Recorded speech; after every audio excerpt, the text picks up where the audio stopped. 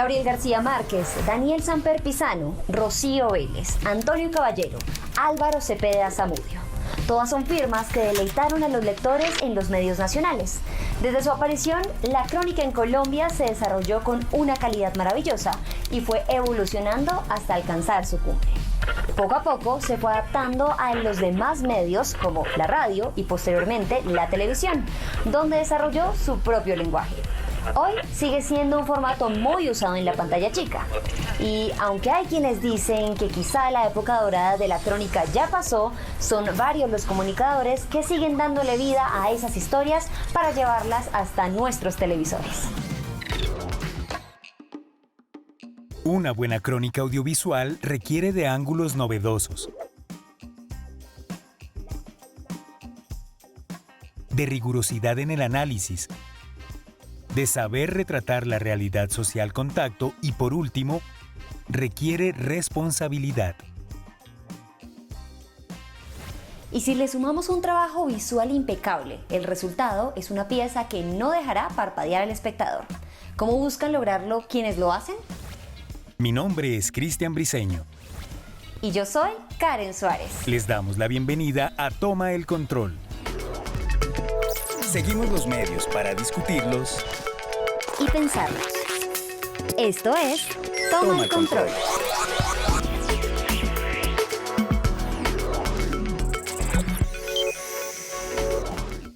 Hola, les voy a presentar a nuestros invitados. Hoy toman el control dos personas que saben lo que es crear crónicas para televisión. Vean de quiénes les hablo.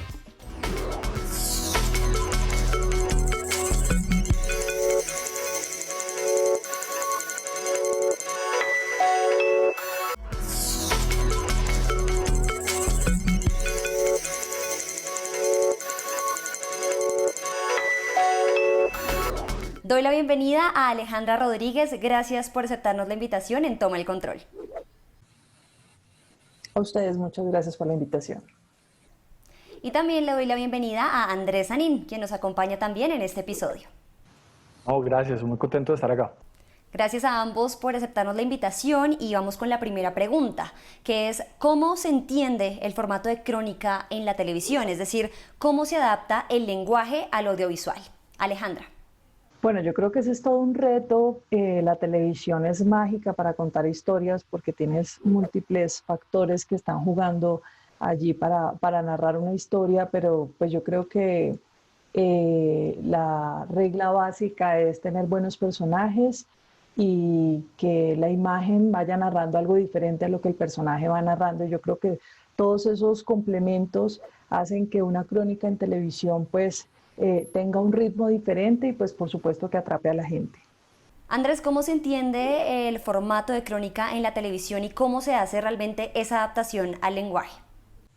Bueno, el formato de crónica pues no es muy distinto de lo escrito, ¿no? Yo vengo de ese mundo de lo escrito sobre todo y he tenido que también el desafío de adaptar la crónica escrita al audiovisual.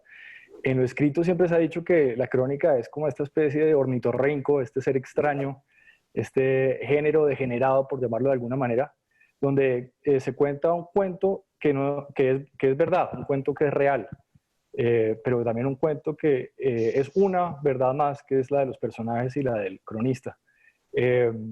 Normalmente pues uno trata de meterse en una realidad, hacer un seguimiento de algún personaje, meterse pues en algún contexto diferente del de uno y pues el reto sí está pues en encontrar como una complicidad entre los personajes, sacar lo mejor de ellos. Finalmente tienen que hablar bien en cámara, pues uno necesita como sus aliados y hacer que el espectador logre sentirse que está con uno ahí viviendo esa experiencia. Hay mucha crónica de ir a la Colombia profunda, a esa Colombia que no conocemos, hablar de temas de minería, de medio ambiente. Hubo mucha crónica también en el momento en el que el conflicto estaba más difícil, pues de crónica del conflicto, cuando se podía ir a los lugares y los que se atrevían a ir.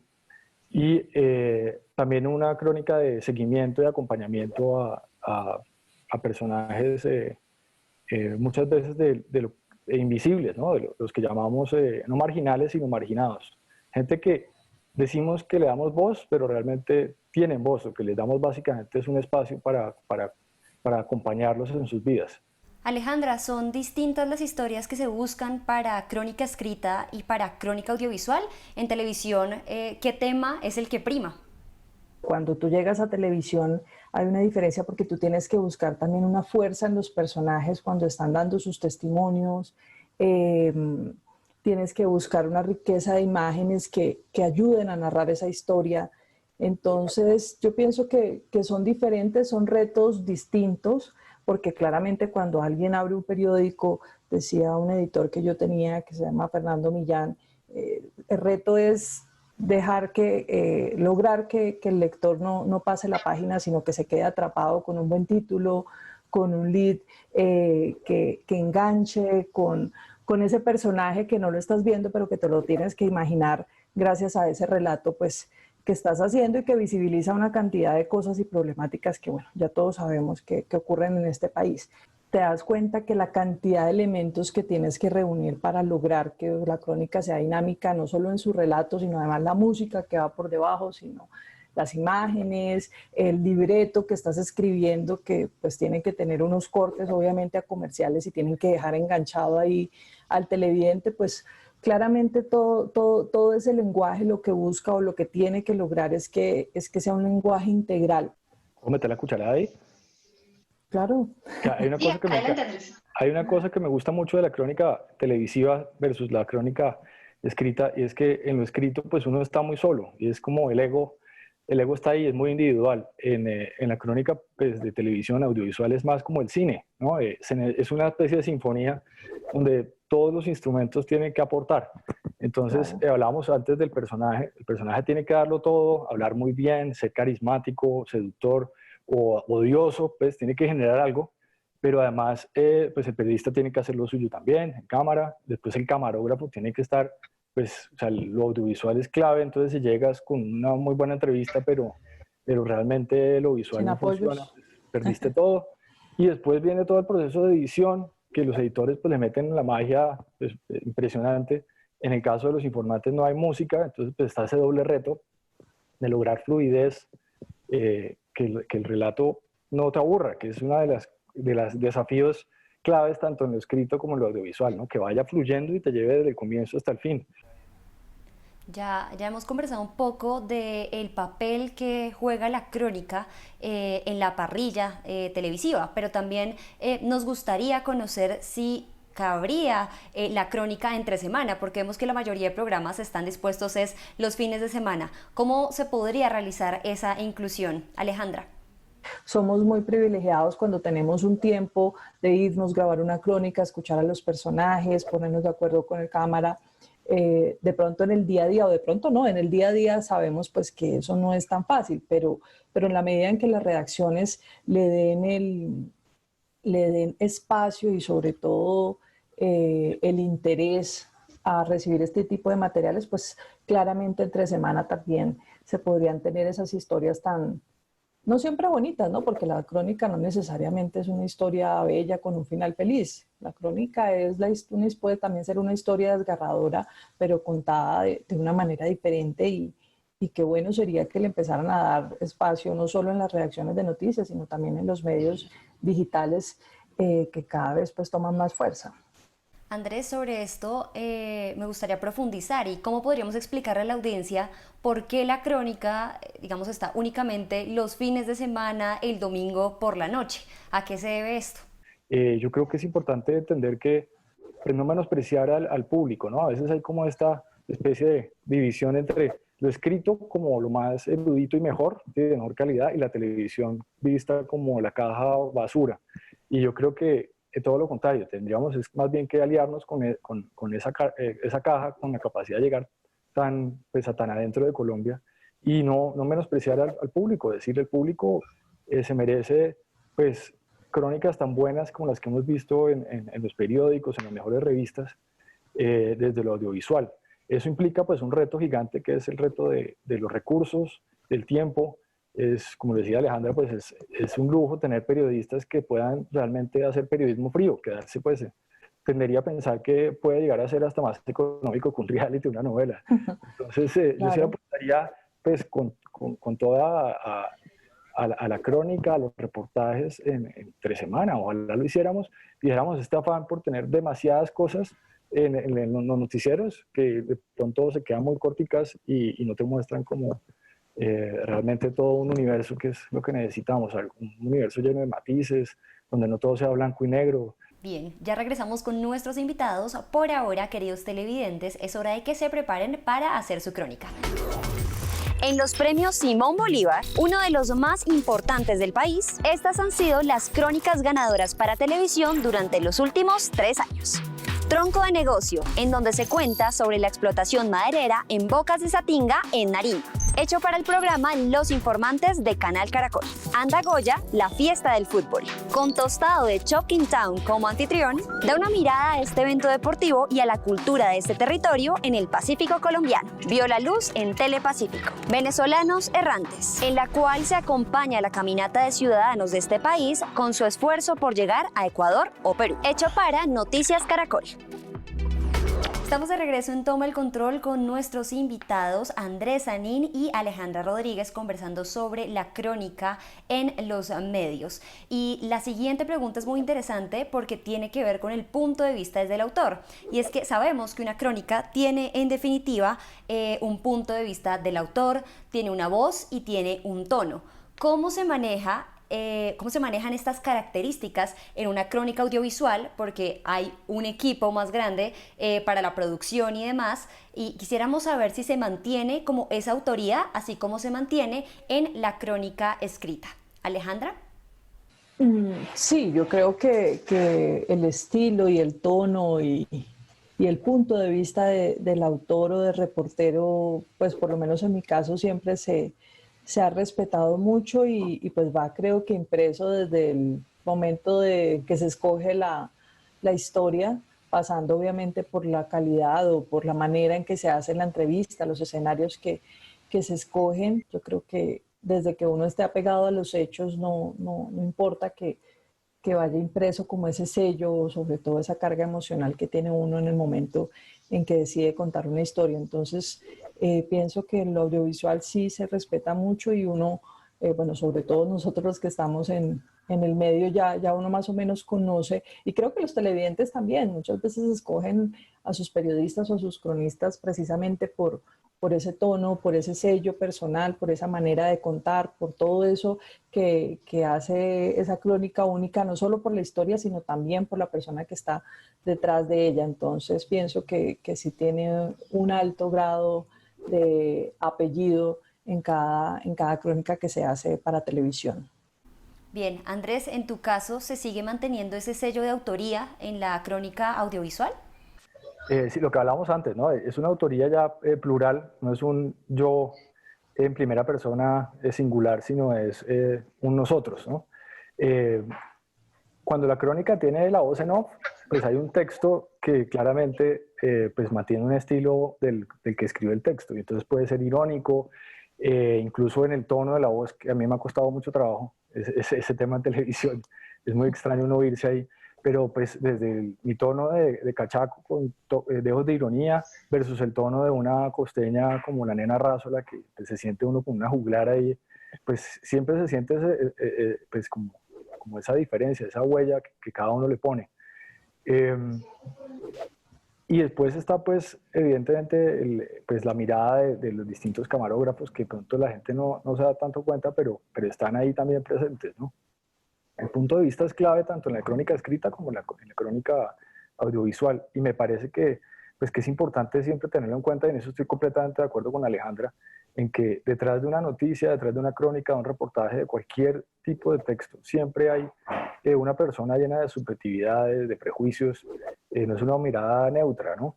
Y es importante reconocer eso, ¿no? Cuando decía que la crónica es un cuento que es verdad, diría, es un cuento que es una verdad, es una de muchas verdades, ¿no? Y eso es un tema que me parece importante siempre verlo en la crónica y en todos los géneros periodísticos, que siempre hay un yo o un nosotros que mira ese mundo y nos da una visión adicional del mundo. Yo a veces lo comparo con una historia creo que es China o no sé de dónde, la realidad es un elefante y hay muchos ciegos que tocan partes del elefante. ¿Creen ustedes que la crónica audiovisual está contando las historias de las regiones y sus realidades, Andrés? Bueno, pues no tanto como yo quisiera, ¿sí? Y eso tiene que ver de nuevo con los recursos, tiempo y plata para enviar un equipo de audiovisual a lugares remotos. Y es la pelea que tenemos todos los días. Seguramente a Alejandra le ha pasado igual, que pues uno quiere irse a los lugares más apartados. Yo tuve el privilegio de antes de esta pandemia de encerrarme, irme por allá al Caguán, por el río Caguán, a un pueblito que se llamaba Peñas Coloradas, y que fue como de estos lugares que después de la guerra quedaron abandonados y pusieron una base militar. Y duré como 4 años intentando que me dejaran ir. Entonces siempre había como un pretexto, pues que es muy lejos, que no hay plata, que no es seguro, hasta que logramos llegar allá y pues yo quedé fascinado. Ahora tengo la historia ahí en proceso y nada que sale, pero sí siento que, pues que hace falta, que deberíamos darnos la pela, los periodistas, los canales, todos por contar ese país pues remoto para nosotros los de la ciudad, los de los centros de poder, porque hace falta mucho conectarnos, ¿no?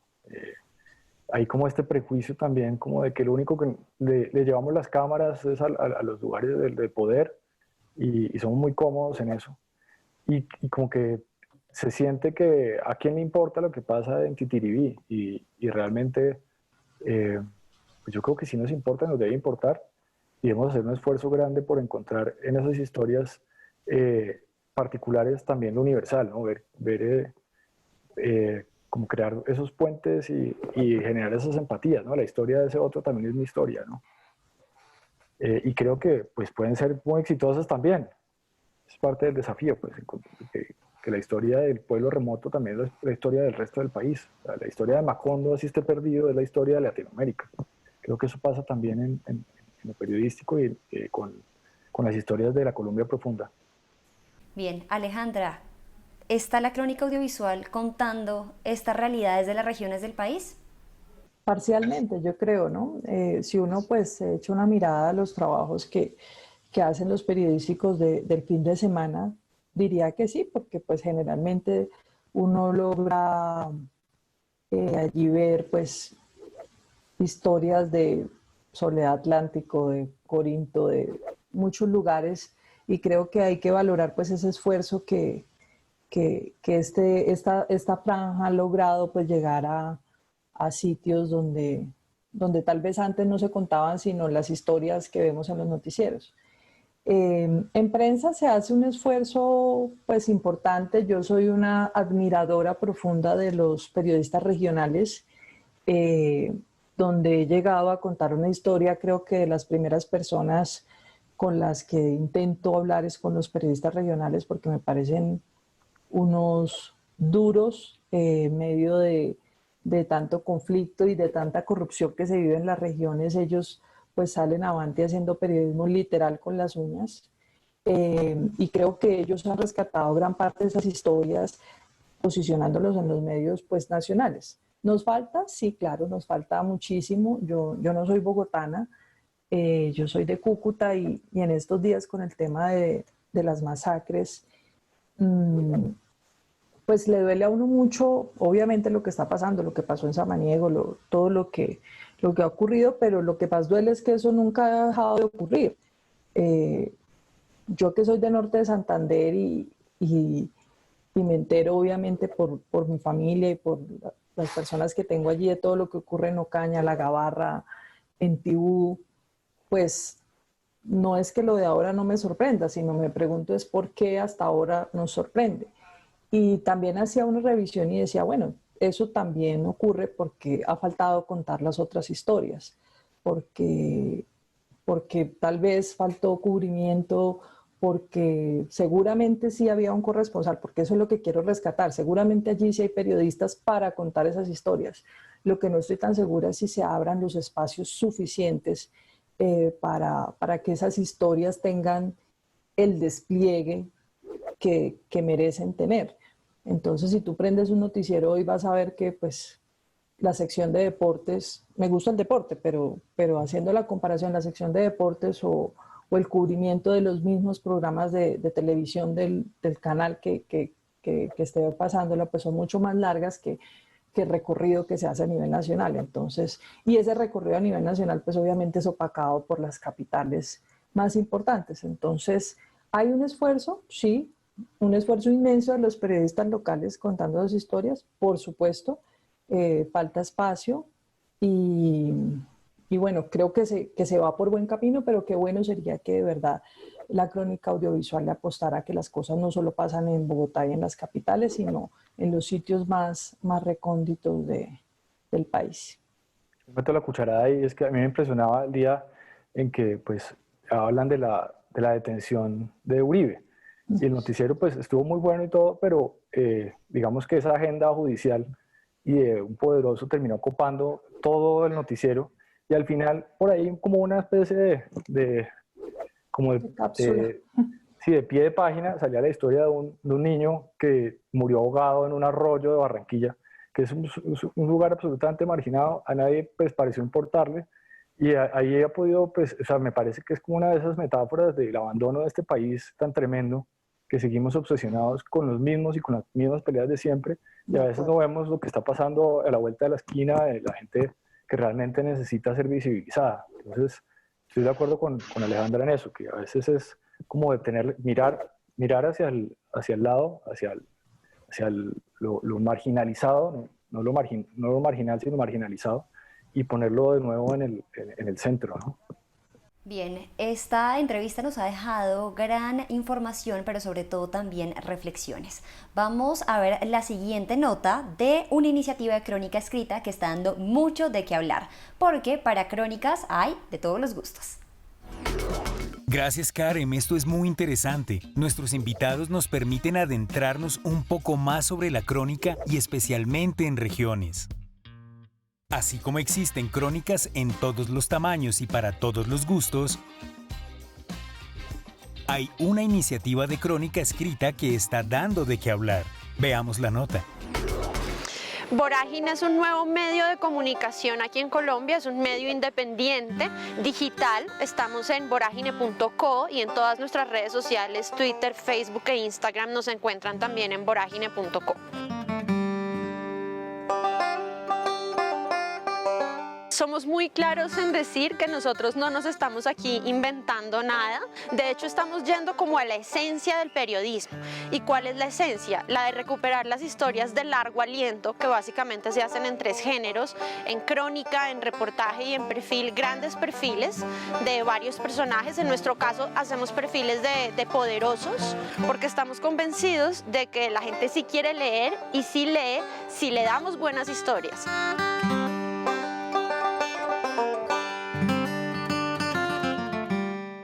¿Cuál es nuestro elemento innovador? Es contar esas historias, no con fotografías, sino que nuestra parte gráfica son ilustraciones. Y en que también hay otra forma de contar historias, otro formato en el que estamos tratando de innovar, y es el del cómic periodístico. Eso sí es totalmente innovador aquí en Colombia. Nosotros nos dimos cuenta que no hay un medio de comunicación que esté contando en cómic las historias de la vida real, o sea, haciendo periodismo en cómic. Podemos llegar a audiencia más joven a través de ese formato, pero nosotros tampoco queremos sacrificar, tampoco queremos dejar de llegar a lectores que tengan 35, 40, 50 o 60 años. Queremos que esos lectores también se reten a ellos mismos y empiecen a ver historias de otra manera en el cómic. Nuestro lema, o digamos nuestro subtítulo en Vorágine, es Vorágine, periodismo contracorriente. Y en buena medida es que las historias que queremos contar en Vorágine van en dos vías. Una, tienen que ser historias que hablen de vulneración de derechos humanos o de defensa o promoción de derechos humanos. Y 2, tienen que ser historias que hablen de corrupción en cualquier nivel. Y que de alguna manera cuestionen al poder, porque eso es lo que tendría que hacer el periodismo, cuestionar al poder. Y Cristian se puso en la tarea de revisar el buzón al televidente. Les contamos qué mensaje se encontró. Queremos escucharlos y lograr que Canal 13 esté cada vez más cerca de todos ustedes. Por eso tenemos esta sección en la que leemos y damos respuesta a algunos de los comentarios, peticiones, quejas o reclamos que nos llegan. En esta ocasión nos escribió por Facebook Javier Durango. Miren su comentario. Me parece muy acertado el documental de Fractal sobre santería. Gracias por entregarle a Colombia este tipo de información para que valoren todo un proceso de transculturización muy ancestral, de un pueblo que nos entregó su sabiduría y cómo aprender a llevar su forma de vivir y de existir de manera diferente. La Osha es humildad, es fe, es corazón y depende de nosotros conservar sus raíces. Javier Durango. Hola, gracias por tu comentario. Así es, esta religión implica una relación muy fuerte con la tierra y la naturaleza. Te invitamos a que sigas conectado con los contenidos de Canal 13. Queremos invitar a todas las personas a participar de la televisión pública. Por favor, escríbanos a defensor@canal13.com.co y también opinen a través de nuestras redes sociales con el numeral Toma el Control. Siempre los leemos.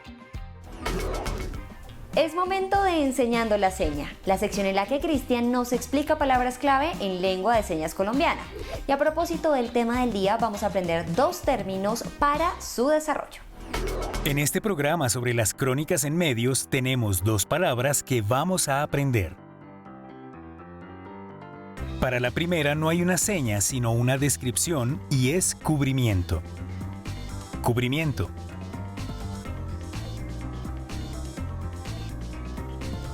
Dedo sobre la palma de la mano. Cámaras y micrófonos. Sí, es un poco larga. La segunda palabra es investigación. Investigación. Importante la expresión facial, como si estuvieras estudiando algo.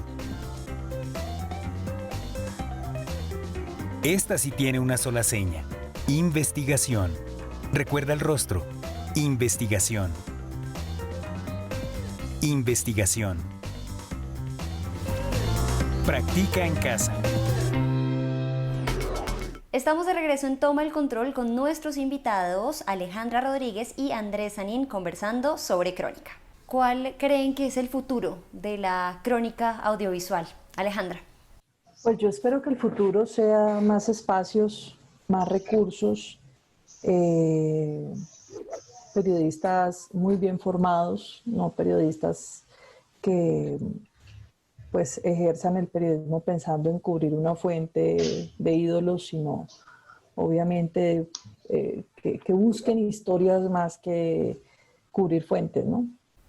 Andrés, la pregunta también va para ti. ¿De qué manera la crónica audiovisual puede servir como un instrumento, como decía Alejandra, para evidenciar realidades, pero también para denunciarlas? Yo creo que tiene esa capacidad sobre todo de sensibilización que no tienen otros géneros, ¿no? La noticia de pronto que es mucho más breve y en este caso es como ponerle color, rostro a la noticia y realmente hacer que te conmueva mucho más, que no sea simplemente una cifra, sino entender que detrás de esa desgracia, de ese muerto, de esa injusticia, es realmente pues, gente de carne y hueso. Bien, pues solo queda agradecerle a nuestros invitados por aceptarnos esta invitación a Toma el Control. Alejandra, muchísimas gracias por estar aquí con nosotros. A ustedes por rescatar un tema tan bonito y tan interesante como la crónica audiovisual. Andrés, gracias por estar con Toma el Control. Nada, muchas gracias a ustedes por aguantarnos. Así damos cierre a nuestro programa, no sin antes agradecerte a ti, Karen, gracias también a nuestros invitados por su tiempo y por compartir sus opiniones sobre la crónica como denuncia en el medio audiovisual.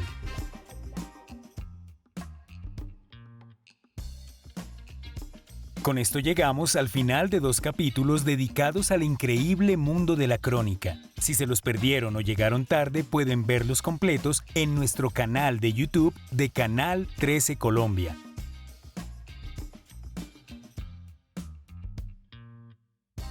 Hasta pronto y a contar lo que vemos.